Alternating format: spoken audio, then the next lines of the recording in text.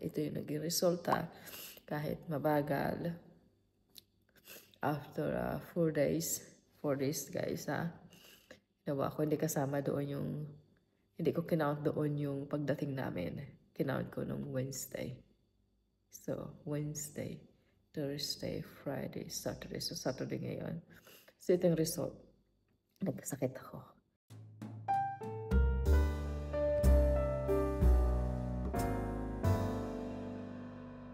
Kasi, today, ay lilipat na kami. Doon na kami matutulog tonight sa Manmo. Gamit sa labas. So, ito na. Yung dadalhin ko pala to. Prutas kami. Ito. Ayan. Tapos mayroon pa dyan. Tapos yan. So, mixed emotion pa rin. Ayan. Lilipat na kami. So,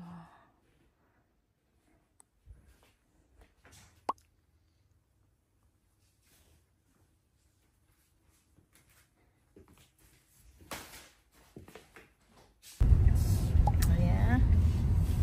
Oh my God.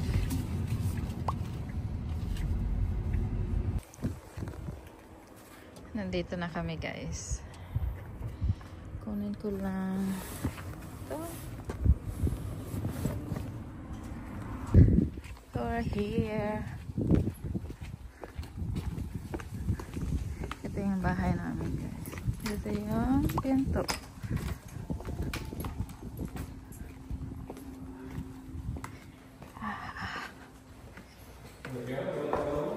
Welcome home.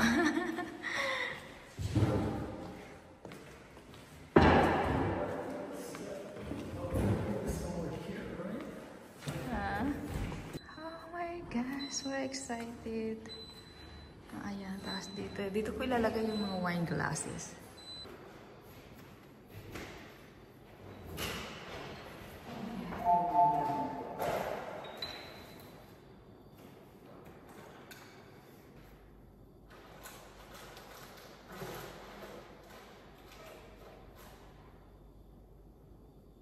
Ito yung dining, living room, kitchen.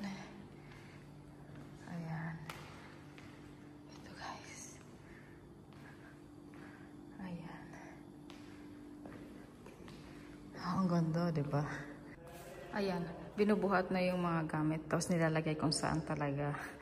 Yung, like example, yung table or mga ganito. Nabilang namin na ilagay dyan. Kasi kung hindi, ilalagay lang yun, ipapasok lang nila. Ayan yung TV, tapos ganyan. So, ganyan. Maganda para hindi na ako mahirapan. Ang gagawin ko na lang is mag-unboxing. Yun na lang yung gagawin ko. Tapos yung mga box ng mga, like example, kitchen, dito ko ipapalagay. Dito. Dito ilalagay yung mga box ng kitchen. Tapos yung living room, siguro dito sa gitna ko ipalagay yung box. Ganyan. Walang tawag dito, walang ihahalo dito yung box nila niya, hindi dito. Hindi nila dito ilalagay. Iaakyat nila doon sa second floor kung saan yung room nila niya. Doon lahat ilalagay. Pag kay Amanda lang. Hindi dito. Kaya tingnan maayos. Mabilis yung i-assemble ba. Mabilis. Hindi makalat. Hindi masakit sa ulo. Oh, mas nauna pa kayo dito. Ha? Kayong dalawa? Ito pa yung mga gamit namin, guys. Oh. Ayan, yung liligpitin ko lang. Ito lang liligpitin ko dito sa bedroom namin, mga damit. Ganoon, tapos yan. Alas 2 na ng umaga, guys. 2 AM na. Hindi pa kami tapos maghakot. Dalawa tulog. Yung mga bata tulog na din. Si Amanda Selena tulog na din. Day 2 na tayo ngayon, guys. Day 2. And ito na yung mga setup. Ayan, guys. So, sikiri. Ang dami. Kaya uutay-utayin ko. Pangalawang araw pa lang naman ito. Ang dami ko na nga nagawa. Pero saglit na lang to sa akin. Kasi dito ang dami, oh. Halos tapos na din dito sa kitchen, eh. Oh, ito. Konti na lang. Para sa akin, konti na lang to. Hindi na to marami. Ito yung ano ko, kapihan. Linisin ko pa to. Linisin ko bago ko gamitin. Kasi parang madumi. I-remote mo siya. Ngayon, ano, tit. Ganyan, tit. Ganyan. Pero pwede mo rin lang gawin dyan. Pero mabagal. Gabi na, guys. And hindi pa rin ako tapos oh my gosh. Agad na. Lagi ko to lang sa isang bathroom. Tapos ito. Shower gel. Tapos ito naman. Guys, ano ba to? Hand wash. Ito siya, guys. Asin ang bango niya ito. Grabe. Sila natin ito dito. Tapos deodorant ko. May drawer din pala dito. May drawer din dito. Ang dami pang ano, aasikasuhin at saka hagad na kami. Tulog namin kagabi, ano, 3 or 4 hours lang. Ang agad din namin nagising. Nag-shopping ako ng anong tawag dito. Tanghalian namin ng asawa ko. Yung mga bata nasa school eh. Ay, kumila ako na ito. 99 crowns. Ang dami ko pang ano, tawag dito. Tawag ako dito. Nakatanggap pa kami ito. Sarap na ito. Ano namin tawag ko? Wala isang asawa ko. Tapos asparagus. Ito prutas. Ang sarap mag-ano tawag dito, mag-ikot-ikot. Kasi ang lapit-lapit lang dito. Good morning, guys. Nasa 4 days na ata kami dito. 4 days na. So, nandito tayo sa laundry room ko. Ito yung maliit na kusina before. Pero hindi na ginagamit para magluto. Parang ginawa na lang na ano siya, storage. Tapos dito na rin yung maglalaba. Ganon. Tapos yung mga extra na mga pagkain. Dito na din nilalagay kasi meron fridge and freezer tayo dito. So ngayon guys, makalat. As in talaga makalat. Ang daming labahin. So naglalaba ako everyday para matapos. Tapos ito lang yung space ko. Maliit lang siya pero maganda. Maraming mga storage. Ito mga storage lang siya guys. So, ang liit lang niya pero maganda kasi hindi sa basement yung ano, tawag dito yung laundry. Ba't nilipat mo? Tapos dito may mga storage pa ako. Ang ganda guys. Ano nga lang talaga. Unti-unti lang nating ano, tawag to ligpitin kasi kapag binilisan natin. Nako, matay tayo sa pagod. Ayan, ito yung aking outfit. Punta lang ako ng tawag dito, mobilya. Nakakita ko ng sandals. Nasa 550. Nabili ko lang ng 200. Ayan o, 200 lang. Pero 550 siya. Ang ganda pag umuulan. Ang ganda niya sa paa. So, yan ang nabili ko. Tapos, karamihan. Ito, mga pagkain ng pusa. Ito yung panglinis ng kanilang toilet. And then, may toothbrush din sila. Silang dalawa. Ayan, ang pagkain nila. Dental. Ito yung kanilang food. Kiri-kiri. So, ito si Kiri. Ayan, ang aming baby girl. Kakain na yan siya. Gutom na si Kiri. May lipstick ako. Ayan, say hi! Hi! Si Kiri, kakain na. Gabi na. Ay, hindi ko lang alam kung anong oras. Nandito ako relax. Nag-tea ako, guys. Ayan. And then, grabe. Ang sipon ko sobra.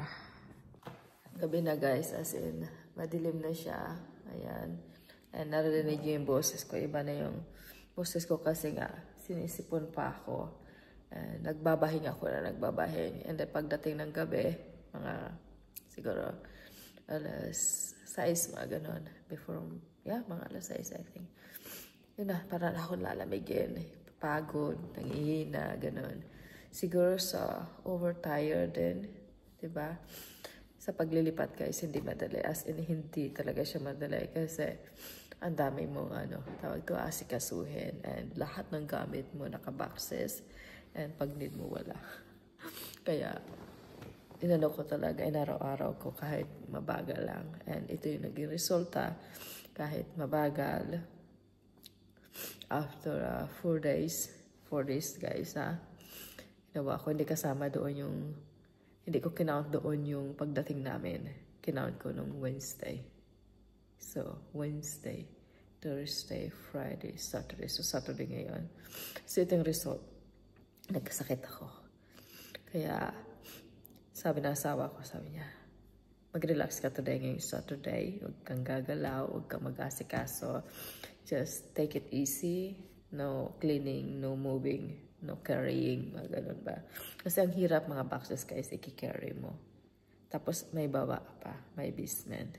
Tapos ang lakad, ang layo. Ang laki kasi ng bahay, dalawa.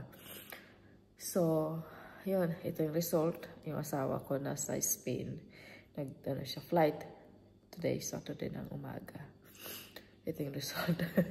Sabi niya, huwag kang mag-ayos. Tinapos ko. As in, tinapos. Kasi, parang nangihinayang ako guys na nakaupo lang. Tapos walang ginagawa. Parang gano'n na. Kapag hindi ako gumalaw, naka-stay pa yan. Tapos the next time may gagawin ako. Parang hanggat kaya ko, gagawin ko. Pag napapagod naman ako, nagpapahinga. Ganun yung ginagawa ko. Nagpapahinga talaga ako. Yun nga lang talaga, nagkasakit na. Sipon, ganun. Siguro yung halo init ang lamig, ganun. Or, ewan ko, basta sinipon na ako ngayon. Today is 4 day. Guys, tapos. Oh my gosh, tapos yung kitchen done, living room done, dining room done, hallway done, yung main bathroom done, yung hallway sa taas done, yung gamit ni Simba kiri done, ano pa pa, yung laundry room done. So yung mga gamit talaga na hindi ko pa maasikaso, hindi ko pa in-unbox, nilagay ko sa baba. Doon sa basement na nakatambak. So, anytime, at least nakatago, gagawin ko. Pero yung mga nandito na nakikita ko, wala na. And then, yung kwarto na lang namin, ang hinuli ko. Bukas yan, guys. Tapos na. As in, awan ko kung paano ko natapos. As in, kung paano ko talaga siya natapos. Kasi, yung asawa ko, yung ginagawa niya lang is, basement, yung kanyang office. Kasi importante yun sa kanya yung office niya para makapagtrabaho siya dito. So, yun yung kanya. Sabi ko, lahat sa akin na. Sabi ko, huwag mo nang asikasuhin, huwag mo nang isipin, akin na lahat yun. Basta yung unahin mo lang yung storage sa baba, yung basement, at saka yung office niya. So, inuna niya yung office. Eh ngayon, umalis siya. So, susunod niya na yung iba. Pero dadahan-dahanin niya yun. Tapos tutulungan ko din siya sa basement.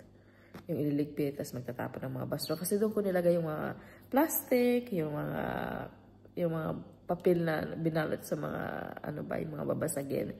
Tapos yung mga karton. Nilagay ko na nga dito sa outside room eh. Dito ko nilagay kasi pagdating niya, pagbalik niya next week, itatapon na namin. Wala nang, pwede mo ibenta guys, yung or ibigay mo yung mga boxes na ginamit namin. Wala nang time, tapon. And nagtapon din ako ngayon. Ang dami ko rin natapon. Yung mga na-open ko na unboxing ko natapon. And organize. And nagtapon ako ng mga marami talaga na sabi na sa ako itapon. So nagtapon ako.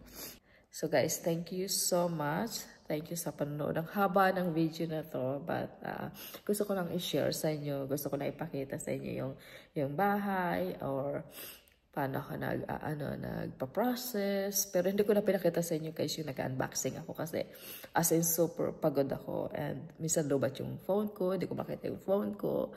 So nakafocus talaga ako sa pag-aasikaso dito. Kaya hindi ko na talaga tawag dito, blinog, pinakita sa inyo. So guys, thank you so much for watching. And see you ulit sa next time, sa next video. Magbe-video ulit tayo. Pero ngayon magpapahinga lang ako kasi may sakit ako. So guys, thank you so much and see you ulit sa next vlog ko.